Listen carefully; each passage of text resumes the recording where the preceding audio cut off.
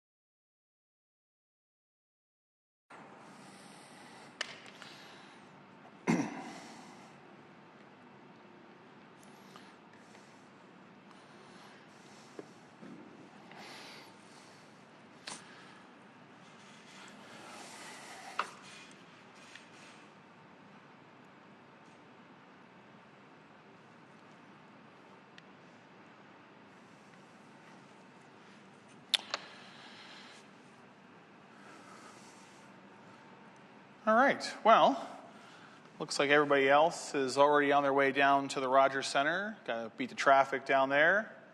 You guys will be a little bit later getting down there. That's okay. Just a couple of housekeeping things before we start with the lecture here. So again, the rebuttals are due this evening, if you're going to do rebuttals. And I'll try to tackle those over the weekend or early into next week. I want to remind you that our fourth term quiz happens on the Monday, Tuesday when we get back from reading week. So again, I won't see you guys until that term quiz is already underway. So just to remind you, in case you want to start it on the Monday or early Tuesday morning. And then short communications continue. I'll just keep reminding people that I've gotten a few emails now, but if your submission is sort of sitting there for 3 business days and hasn't been evaluated, just shoot me a quick email. Like I said, I can usually just evaluate them myself. I'm reasonably proficient, having done this for so many years, at just kind of reading pretty quickly through and being able to identify some good and bad things that need working on. So I can usually get it marked pretty quickly. Any questions before we start? Everybody's good? Okay. So we just very briefly got started yesterday talking about synapses. Got a lot of just the sort of very basic terminology out of the way. And where we left off, and where I want to pick up this afternoon, is we were learning about autopses, which are basically these auto synapses. So basically that means that this neuron here, for example, has an axon that features this one branch here that we call the recurrent collateral axon that circles back and synapses with the dendrite from that same neuron. And so that's where this term autops comes from. Again, kind of an auto synapse. You're synapsing on yourself.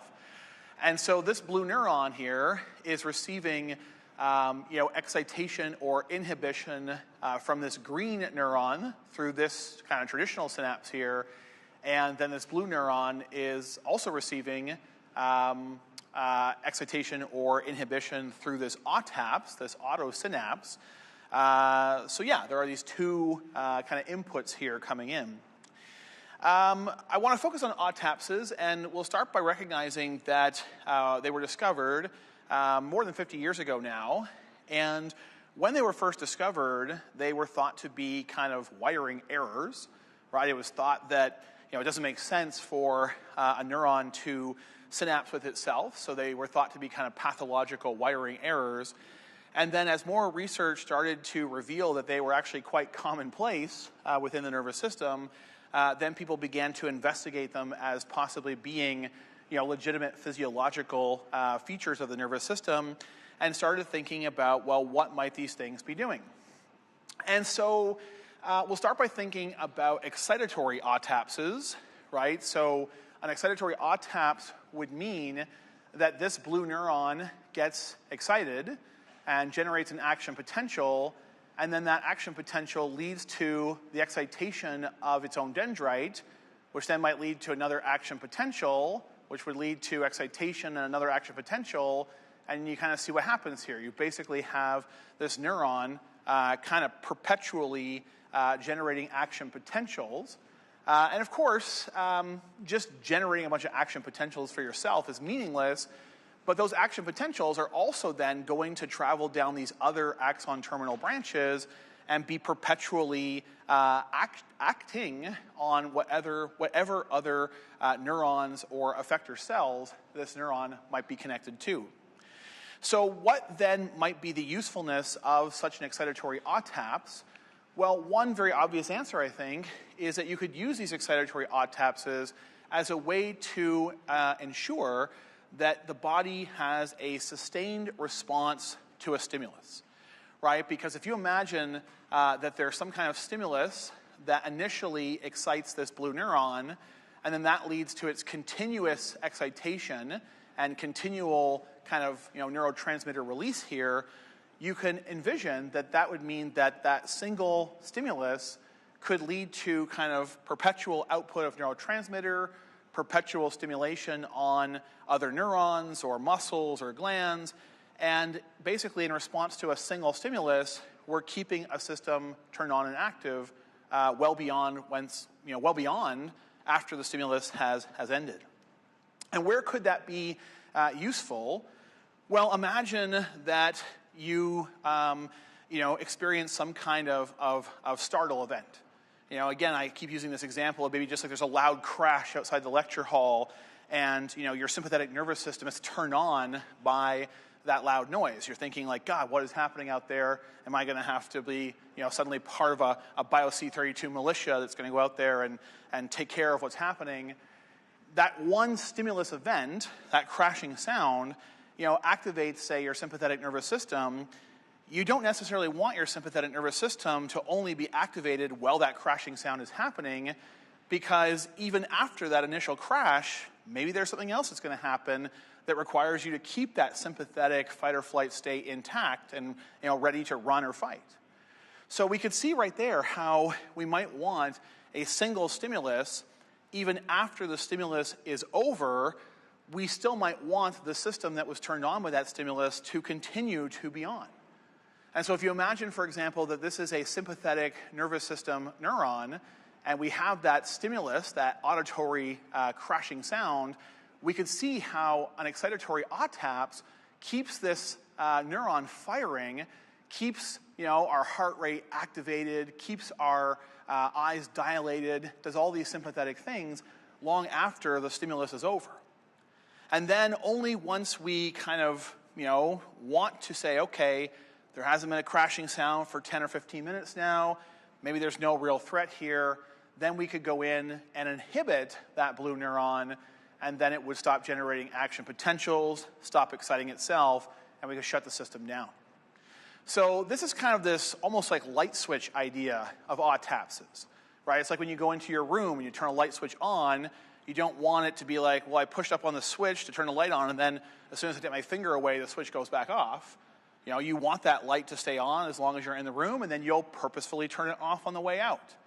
Or probably not, because you're young and you don't care about the hydro bill and you just leave all the lights on. That's been my experience. But ultimately you get what I'm getting at, I hope, right? That this is kind of like a light switch system where I have one stimulus pushing up on the light switch.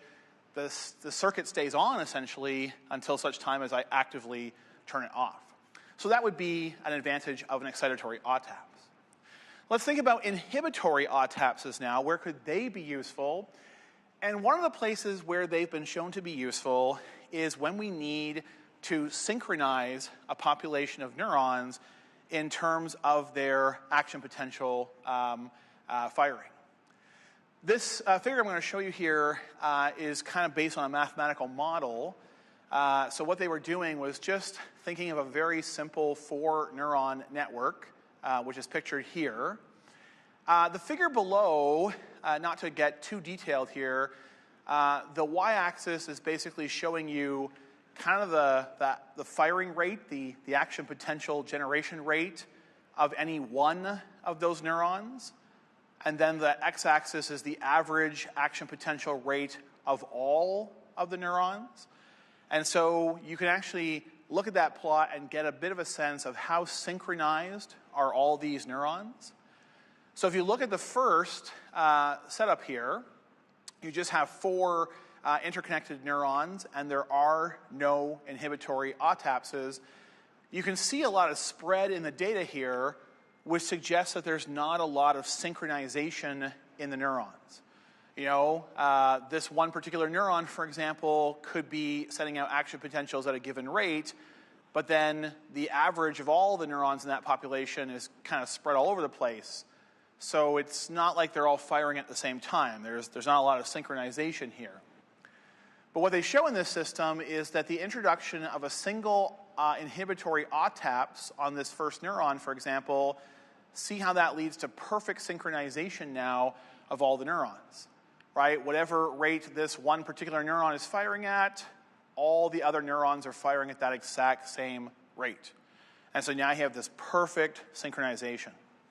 So there's a lot of evidence, both kind of mathematically modeled like this is, and to a lesser degree also in physiological systems, that the introduction of inhibitory OTAPSs can help to synchronize the action potential generation of a population of neurons. Now, what's important here is that the location of those OTAPSs matters. Because here they put an inhibitory OTAPS on neuron 2, and it's actually not very synchronized at all. If you put it onto number 4, it is. So oftentimes you'll see people talk about the strategic implementation of inhibitory OTAPSs can lead to the synchronization of a neuronal population. So that's what we can do with inhibitory OTAPSs. Why would this synchronization be important is another question to ask. Well, there's a lot of evidence that this could be important in terms of attention. And what I mean by that is if you think about these neurons, okay, even if we think about this simple 4 neuronal network, if we just liken for a moment an action potential to, you know, someone saying a word, right? Someone says World Series, right? If you've got 4 people in a room all saying the word World Series at different times, you know, I start saying world, and then she starts saying right behind me world, and then someone else right behind that world. You can imagine how it's going to be really hard to figure out what the fuck are you people saying, right? You're all saying the same thing, but it's all at different times, and the different parts of the words are coming to my ears at different times. I can't really make out what you're saying. But if we're all in synchrony, if we're all saying the same word at the same time, then not only is it easier to comprehend, but it's going to be louder and easier to hear above any noise in the room. So the synchronization of neuronal firing can lead to a population of neurons essentially kind of all talking or shouting at the same time, and then that makes it easier to hear what they're saying above just the general neurological noise in this case. And so that's why there's a lot of thinking that inhibitory OTAPSs might be important for attention. And correspondingly, a lot of work has been done on, how the loss of inhibitory OTAPSs, might play a role in things like, attention deficit disorder, for example. So again, we are still just scratching the surface, I think, in terms of our understanding of autopsies, but this gives you a bit of a sense of the roles they might be playing.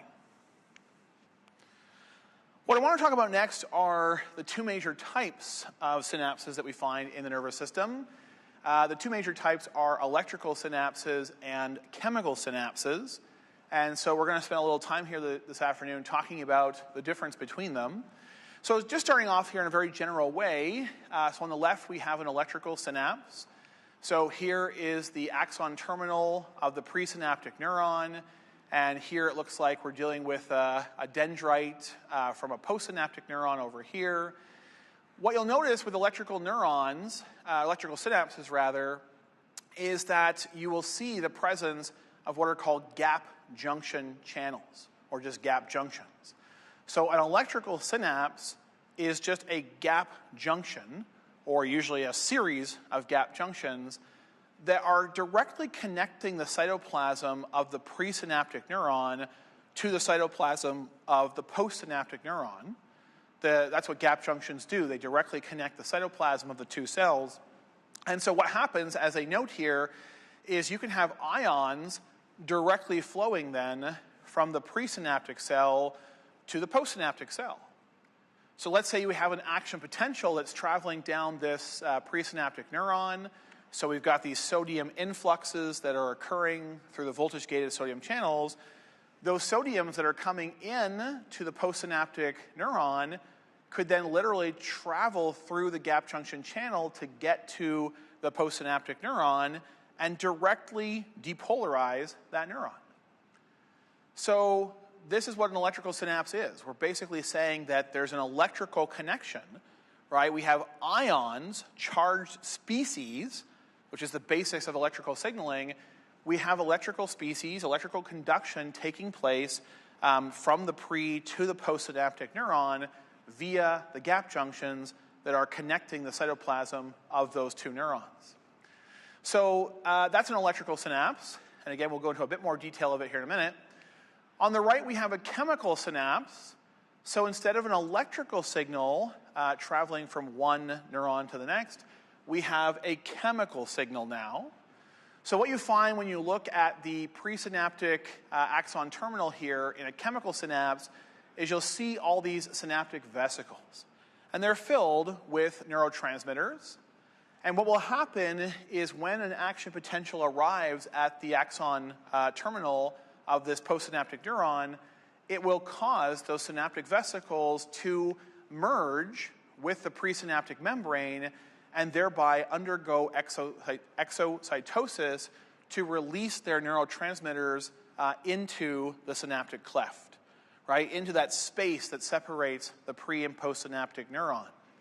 And then those neurotransmitters will diffuse across the synaptic cleft, and they'll bind to receptors that are located on the postsynaptic membrane. And when they bind to that receptor, the postsynaptic cell will respond in some way. The way they kind of talk about here, which is one way they can respond, is that the receptor could itself be a gated ion channel. And the neurotransmitter would be what triggers that ion channel to open.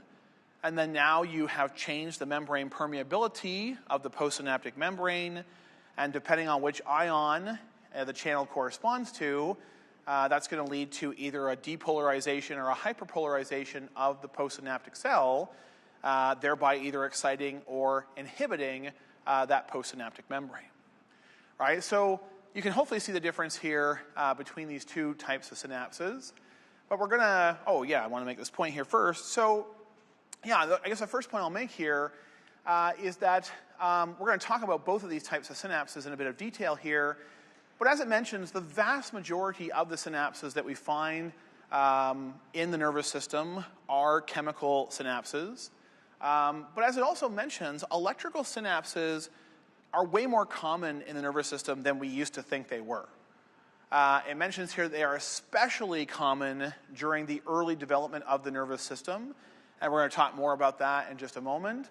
So again, electrical synapses have this long history of being thought of as like these rarities in the nervous system. But they are actually, with every passing year, we come to appreciate that they are probably more common than we previously thought, and worth a little bit more focusing on and attention paid to. So let's do a little compare and contrast here now of electrical and chemical synapses. We're going to kind of compare them on these 6 properties. So the first thing it talks about here is the distance between the pre- and postsynaptic membrane. You can see here it's much, much shorter for an electrical synapse compared to a chemical synapse, right? It says here with electrical synapses, your pre- and post-synaptic membranes are just a few nanometers apart, but in chemical synapses, they are much further apart, 10-fold further apart. You can actually see that here. If I go back for a moment, you can see how you have this pretty wide distance between the pre- and postsynaptic membrane in the chemical synapses, but in the electrical synapses, those 2 membranes are brought very close together, and that's by necessity. It's because the gap junctions are only so big, and they have to create this cytoplasmic connection between the 2 cells, so you're kind of compelled to bring the post- and presynaptic membranes very close together to be within the distance that the gap junctions are able to span, right? So it's kind of like if you imagine, I guess, that you had, like, I don't know, some, like, prefabricated bridge that you were going to build over a river. I mean, if the bridge is only yay long, then you kind of maybe have to bring the river banks closer together, I guess by shoveling dirt in or something. You can't physically push them, but hopefully you get the point there. Like, you got to bring the membranes closer together here so that they are within the distance that can be covered by the gap junction channels. So that's one difference we can note.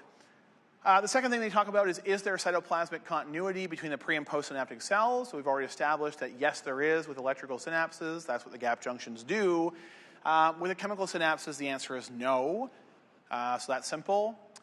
Then it goes on to talk about the ultrastructural components. So basically just what are the key features, the key structural features that you see. With electrical synapses, we've already established that you see gap junction channels. Excuse me. And with chemical synapses, you have the presynaptic vesicles, these neurotransmitter-filled vesicles, and the postsynaptic receptors. So we'd already talked about those. I want to spend a little more time looking now at these ultrastructural components, looking now at an actual electron micrograph image as opposed to the drawing that I had. So this is a beautiful image here because you can see this one neuron here, and it's the dendrite of this neuron that you're looking at. And there are these 2 other neurons here that it's forming synapses with. And one of the synapses is a chemical synapse, and one is an electrical synapse. And so you can see in this one beautiful image the features we were talking about. So first and foremost, you can tell this is a chemical synapse over here on the left because I can see in the presynaptic neuron, I see all the synaptic vesicles, all these little tiny circular structures that I'm seeing here under the electron micrograph. These are all the synaptic vesicles filled with neurotransmitters. And then I notice that there are none of those vesicles on the other side here, right? Because what you would have on the other side are just receptors, and probably that's what you're seeing here, is just that darkness right up against the membrane, right? You can see a little bit more over here.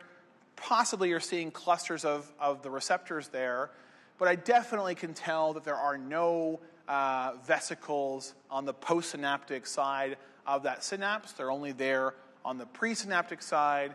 And again, vesicles are a hallmark feature of chemical synapses, so I could identify this as a chemical synapse.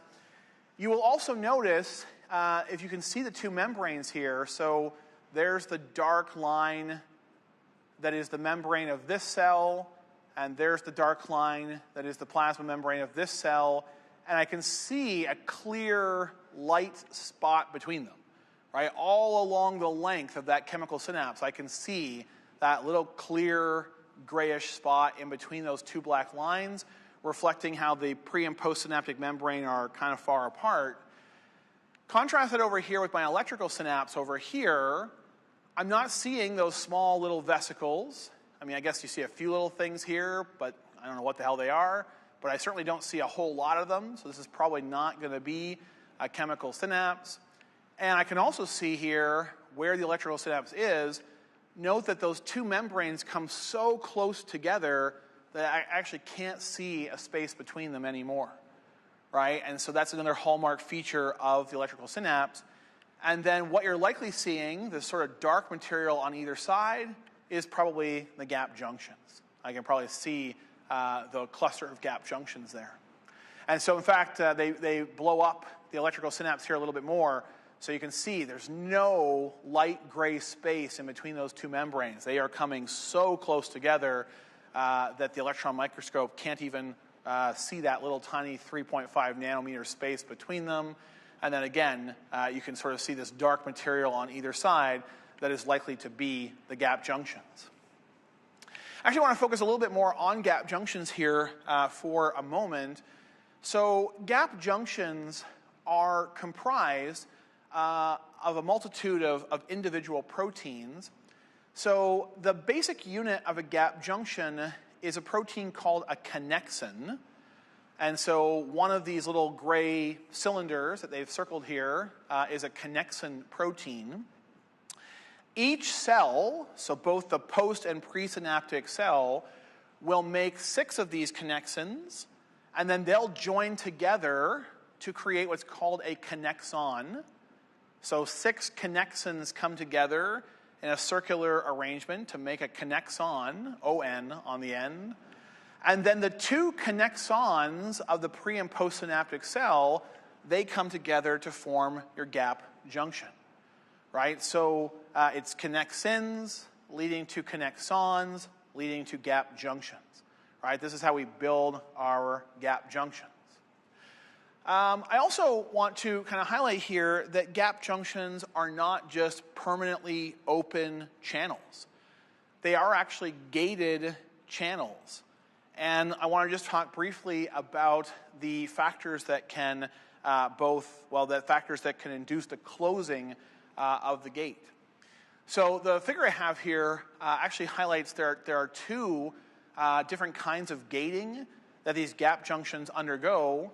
So one is called voltage gating, and they're trying to show it here. They tell us that if the membrane potential in one of the cells that this gap junction is connected to is different from the membrane potential of the other cell, you'll actually get this so-called transjunctional voltage across that gap junction, and that will cause its voltage gates to close. So again, where would this be relevant? Well, imagine that you do have an action potential taking place in one neuron, and it's traveled down to its axon terminal to where this gap junction is located. So the first phase, of course, of that action potential is a depolarization phase. It's going to cause the membrane potential to become more positive. But then this other neuron here is still sitting at resting membrane potential. So it's got kind of a negative membrane potential. You now would have a transjunctional voltage. You'd have one cell with a fairly high positive membrane potential because it's experiencing the depolarization phase of an action potential, and the other cell that this gap junction is connected to would still be at resting potential and therefore be negative on its interior. And now we have this difference in membrane potential of these 2 connected cells connected by this gap junction, and that transjunctional voltage causes the gate to close, the voltage gate to close. Now the purpose of this is largely to prevent overexcitation. So when we have an electrical synapse, again, if we have an action potential that's causing these sodiums to come in to the presynaptic neuron, we want some of them to diffuse through the gap junction to the postsynaptic neuron to depolarize it to a certain extent, to kind of make it likely that it gets excited and maybe generates its own action potential. But we don't necessarily want too much depolarization to occur, because that can actually lead to the overexcitation of that neuron. And we've been hinting at this, and we're going to see it more explicitly later, but if you overexcite neurons, they can actually die as a result. Right? We're going to see that more explicitly a little bit later, so just kind of put a pin in that idea for the time being. But this voltage gating then that can happen with the gap junction is thought to be a mechanism to kind of limit how much excitation can actually cross the gap junction from one neuron to another, as a way to limit the excitation of that postsynaptic neuron, prevent it from being overly excited all the time, and then possibly dying as a result. There's also chemical gating, so we can actually close the gates of these gap junctions using chemicals. And I'll just show you this data set here. So one example of where we see this chemical gating is in the retina. So you can see here they're talking about the retina. Of course, this is the light-sensitive part of your eye. And as you can imagine, during the day, when it's very bright, your retina would be, kind of overexposed to light, so to speak. And during darkness, it would hardly be detecting any light. And so what they found in this one study is that the neurons, they will produce different levels of cyclic AMP during the day versus the night, presumably based on how much light they're being exposed to. And then what happens is that cyclic AMP activates something called protein kinase A, and then it phosphorylates the gap junction, and then that can cause the gate to either open or close, to change its position. And so here we have a purely chemical gating, right, where basically, the amount of light the retina was exposed to, right, led to the production of cyclic AMP, the phosphorylation of the channel, and therefore it changes from open to closed. This could be a way to regulate how sensitive the neurons are to stimuli, right? Because if you imagine that it's daytime, and so there's a lot of light that your eyes are exposed to, you may not want to perceive the light as being as bright as it is. And so maybe if you have this gating mechanism where the light leads to ultimately the phosphorylation of the gap junction and then its gates close, that would limit how easily excitatory signals could travel through the neurons of the retina, and this might then be able to kind of minimize how much excitation goes from your retina to, say, your visual cortex, and then maybe, again, the bright sunshine of the day doesn't feel like it's so intensely bright, right? And then at night you want to do the opposite because there isn't much light, and you want to maximize how responsive you can be to any light that you experience in the darkness. So again, the point here overall is that gap junctions are not just permanently open channels. They're generally open if there's no voltage difference. They're generally open if the chemicals that close them aren't present, but you can close them as a way to minimize the flow of ions and other material from one neuron to another. Coming back here to our list, so number 4 talks about what is the agent of transmission, so what's actually crossing the synapse, and so we know already that in the case of electrical synapses, it's ions that are flowing across. In the case of chemical synapses, it's a chemical transmitter, a neurotransmitter, so nothing complicated there. Next, it talks about synaptic delay. So basically, how long does it take for the signal to cross the synapse?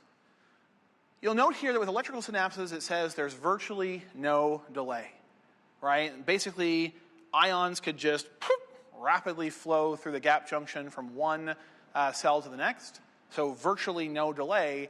But with chemical synapses, there's a significant delay, right? It says at least 0.3 milliseconds and usually 1 to 5 milliseconds or longer.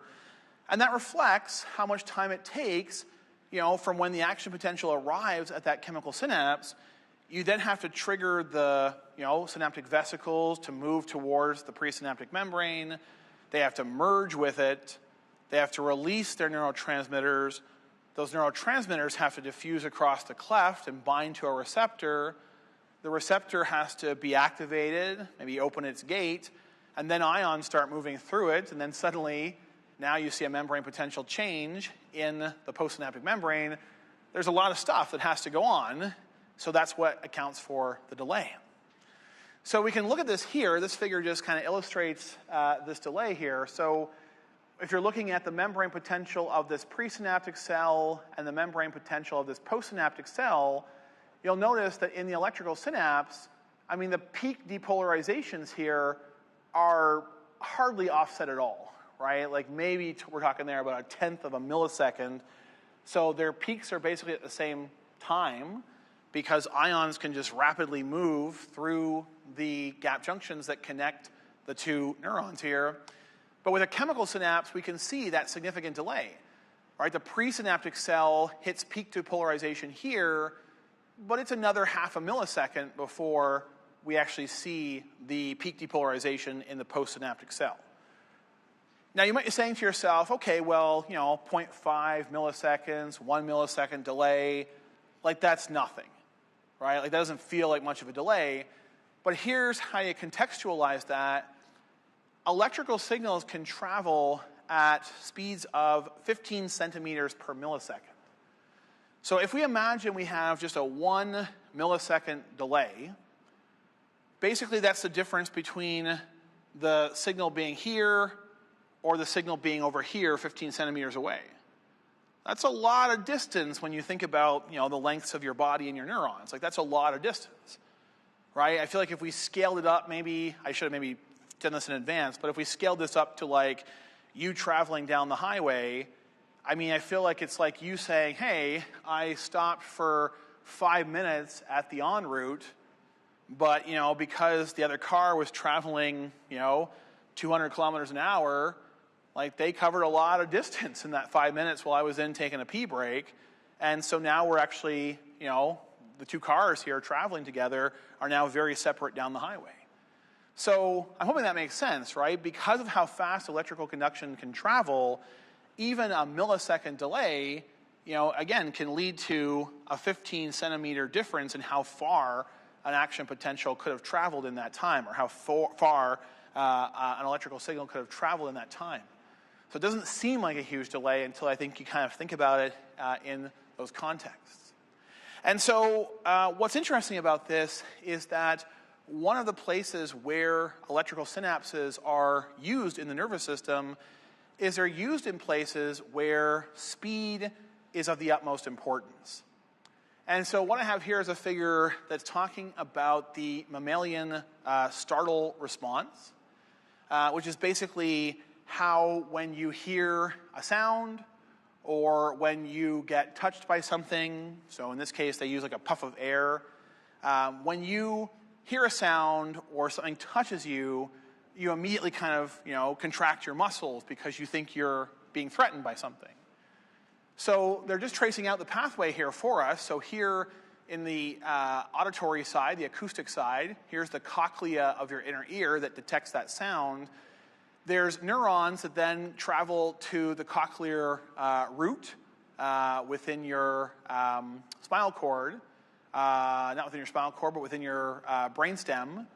And then they have to relay signals to the spinal cord, and from there signals are relayed to your skeletal muscle. We need for all that flow of nervous information to happen as rapidly as possible so that from the time you hear the sound that could be threatening you to the time that you're able to move your skeletal muscles, contract them to protect yourself, we don't want there to be any significant delay, right? Same on the tactile side. Something grabs you from behind, you want to be able to immediately, move in response. And so what you'll find is if you look at the synapses that exist within these pathways, they are very heavy with electrical synapses because that way there is no synaptic delay and you can therefore get the nerve signal from your inner ear where you've heard a sound or from the touch receptors in your skin. You can rapidly get a signal to your skeletal muscle so you can respond. So this is the value, or one of the values, of electrical synapses. This virtually absent synaptic delay allows for fast responsiveness. Of course, the trade-off here is that the complexity of the response is very limited. Chemical synapses allow for more complex responses, Because ultimately with a chemical synapse, right, you're releasing neurotransmitters. Ultimately, other neurons can be releasing neurotransmitters. So we can be, kind of somewhat exciting the cell, somewhat, inhibiting the cell within a different neurotransmitter. We get better integration and complexity of response with chemical synapses, but we trade that off against them being slower. So really, nervous systems have to decide, through evolution, what's more valuable for a particular neural circuit. Is it how fast it responds or the complexity of its response? And then that will dictate whether you're likely going to have a lot of electrical or chemical synapses in that particular neural circuit. Come back to our list here. We've got one more property to look at, and that is the direction of transmission. It says here that electrical synapses are usually bidirectional because the thinking is that you've just got this cytoplasmic connection that the gap junction provides, and ions should be able to move back and forth from one cell to the other in either direction through that channel. But I'm going to come back in a second and talk about that usually, because that's a key word there. Chemical synapses, by comparison, are unidirectional, right? And again, you could add the word usually there, because we do see some weird bidirectional chemical synapses. But the reason that they're unidirectional, if I go back real quick, is because, as this picture, for example, shows, they're unidirectional because typically you have your neurotransmitter vesicles on one side, and then you have the receptors on the other, right? And so therefore there's a clear directionality here where the neurotransmitters get released from the vesicles on one side of the synapse, they bind to receptors on the other side of the synapse. The only way you could get bidirectionality here, and you do sometimes see this, is to have vesicles and receptors on both sides. And therefore you could have a bidirectional chemical synapse. They're not very common, at least we don't think they are right now, but you do periodically see them. So I'll just mention that. I mean, it's always a good idea to never say anything absolute in science. It's one of the very first lessons I ever learned. Don't make definitive statements in biology, because at some point somebody will always find evidence that that definitive statement is wrong. Anyways, I want to go back to this usually bidirectional feature here of the electrical synapses and talk about how can we get an electrical synapse that's not bidirectional, that's actually unidirectional. Well, what you're looking at here is this beautiful figure, it came from a review paper, where they were showing us at the top here all the different isoforms of connexin that exist in vertebrates. So we said that the connexin is the fundamental protein that makes up the gap junction. There are actually many different isoforms of the connexin protein. And if we just focus in on the nervous tissue here, we can see that there are 1, 2, 3, 4, 5, 6, 7 connexins that we have strong evidence that they are expressed in the nervous tissue.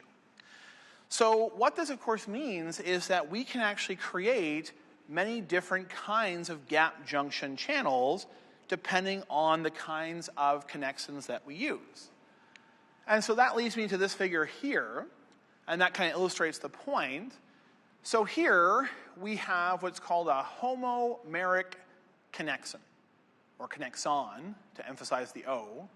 And you can see that the reason they've called it homomeric is because all 6 of the connexins that make it up are exactly of the same isoform. In this case, they're all the blue ones, whatever that means. Whereas here, you have a heteromeric connexon, and it's described as such because you can see that there are, in this case, more than one type of connexin isoform that's making up that connexon, a blue and a purple type. And then over here, and this is really the more important part, is we can put together, say a 2 homomeric connexons can come together. That creates what's called a homotypic channel, right? Because now we have 2 of the exact same connexons coming together. It makes a homotypic gap junction channel. Here's another homotypic channel here. In this case, it's made of 2 identical heteromeric connexons. But since both connexons are the same, it's a homotypic channel. Over here, we have two examples of heterotypic channels. Here you can see we've got one connexon made entirely of purple connexons joining together with a connexon of entirely blue connexons. So because the two connexons are different, the channel that you create is called heterotypic. And then it's the same thing here, right? I mean, it could be a little bit nicer illustrated maybe, but I think they're trying to show you that this connexon is a little bit different than this one, although it looks like you've just twisted the one relative to the other. But again, they're not identical in terms of their relative position of the different connexons. So they're, again, coming together to make this heterotypic channel. The key here is that homotypic channels are bidirectional, but heterotypic channels tend to be unidirectional. And the reason that a heterotypic channel can be unidirectional is because the gating, which we were talking about earlier, if you've got different connexons in the two halves of your channel, their gating properties could be a little bit different, so they don't open and close with the same sensitivity. And then that could mean, say, the purple connexon, closes more quickly than the blue one does. Well, ions can therefore kind of keep going through the blue one. They're stopped from going through the purple one. And so when that purple one finally opens, you can imagine the ions are going to be flowing in that one direction, blue to purple, because the ions already got halfway up the blue channel. They got a head start to get through. For the ions to try and flow the other way, they're at a significant disadvantage because their gate was closed, right? So it's kind of like when you think about, again, the Tuesday, Thursday, and the first years come behind us, and you think about trying to, we're trying to flow out as they're trying to flow in. It's kind of like, okay, well, if we are all staying at the door first, because maybe we end class 10 minutes early, then when it's 1 o'clock and we can open the doors, we get out first. But if they're all at the doors because I went a little bit longer, then they are the ones who are kind of making the net flow in, right? So just by having that different gating, and therefore ions having a little bit different, head start or disadvantage going through the channel, you can actually create a unidirectional flow through a heterotypic channel. Okay, let's talk a little bit more about electrical synapses here to wrap up our lecture. So again, we've noted that electrical synapses are not as common as chemical synapses. They are more common than we used to think. And one of the places where we are starting to more often see electrical synapses in the nervous system is in places where we need synchronicity of our neuronal population. And so let me give you an example here of where we are seeing electrical synapses and how they contribute to the synchronization of neuronal populations. We're going to talk here about these neurons here. So these are gonadotropin-releasing hormone neurons. And these are neurons that release a hormone called gonadotropin-releasing hormone. This hormone travels down to your anterior pituitary and causes the pituitary to release luteinizing hormone. This is the hormone that then acts on the ovary to promote ovulation. And it turns out, and this is, I think, what they're trying to sort of depict here a little bit, but it turns out that luteinizing hormone cells within the pituitary, they are way more responsive to pulses of gonadotropin-releasing hormone than they are to just a continuous secretion of that hormone. They respond to discrete pulses better. And so here we see the gonadotropin-releasing hormone being released in a pulsatile fashion. Right? You can see these big pulses of gonadotropin-releasing hormone that happen. It's not just a continuous secretion of this hormone, but rather these discrete pulses. And this is because the luteinizing hormone receptor, or luteinizing hormone cells, they respond more effectively to pulses of GnRH than they do to that continuous secretion. Now, how do you get a pulse when you've got a whole bunch of individual gonadotropin-releasing hormone neurons? How do you get a pulse of that hormone released? Well, you have to have these neurons synchronized so that they are all releasing their hormone at the same time. right? It can't be that one releases some now and the other releases some later and the other one releases some later. That's how you're going to get continuous secretion that the pituitary doesn't respond to. You need to have synchronization between all these neurons so that when one of them is excited to release gonadotropin-releasing hormone, they can all immediately excite each other, and they all then release their gonadotropin-releasing hormone at the same time. Well, what we find, this was a cool research study here, researchers were basically trying to look at the expression of, number one, gonadotropin-releasing hormone. So they wanted to be able to visualize the neurons that make it. So they used this green fluorescent marker to do that. So anywhere that you see this green fluorescent signal here, those are gonadotropin-releasing neurons. And you're literally seeing the gonadotropin-releasing hormone that they are producing. In another part of the study, they looked at the expression of this thing called GJD2A, which is a gene that codes for connexin. And so they used this purple fluorescence to be able to see where it is in this same region of the brain. And then they overlap the two images to see if there's co-localization of these two things or not. And you can see that there is, because when you overlap the two images, so kind of green and purple will give you this kind of almost white color when you put them together. But you can sort of see here that all the purple, coloration where you have connexins, it's mostly kind of within these gonadotropin-releasing neurons. There's very few connexins expressed elsewhere in this tissue. They're largely expressed within the neurons that make the gonadotropin-releasing hormone. And so this shows us that this population of neurons that makes gonadotropin-releasing hormone, these neurons all have connexins that they're expressing, likely so they can form gap junctions between each other, so they can exchange information, neural information, between each other very rapidly without delay. And so when one gonadotropin-releasing hormone neuron, when one gets excited to release its content, it's able to spread that excitation rapidly to all the other gonadotropin-releasing hormone neurons that are connected to it by this electrical synapse, so that they all release their gonadotropin-releasing hormone at the same time, and that's how you get those discrete pulses.